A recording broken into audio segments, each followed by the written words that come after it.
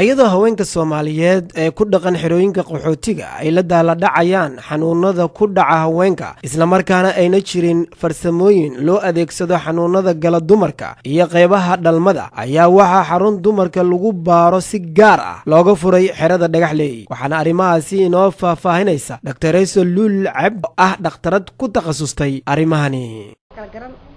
qof waxa jirta inaan xanuunka hayn oo makaan dheel wax dhao jiro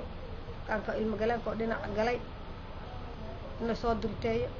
maxay ahayd haduu inuu xidhmo oo soo wasaqo dhanka kale waxa iyana nooga warbixisay qaabka loola tacaalo bukaanada mid kamid ah bukaanada oo laga daaweeyay ilmo galeenka iyo haween kale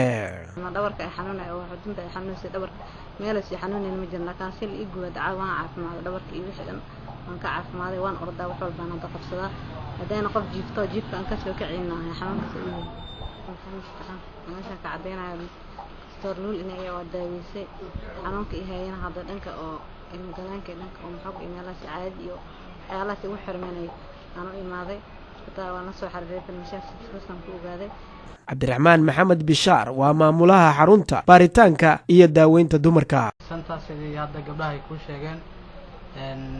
departmentiyo kala duwan oo cudurrada guud iyo maxallada cudurrada carruurta iyo haweenka ayaan leenahay marka waxaan ka fargaleynaa qaybo badan oo yacni bulshada muhiim u ah maxallada waxaan leenahay qaybo goobtan daaweynta dumarka ayaa waxay tahay goob ay dadka danta yar ama qaxootiga ah ay ku reesteen maadaama aan wax lacag ah laga qaadayn Maxamed Ciise Honkabel TV Dhagaxley.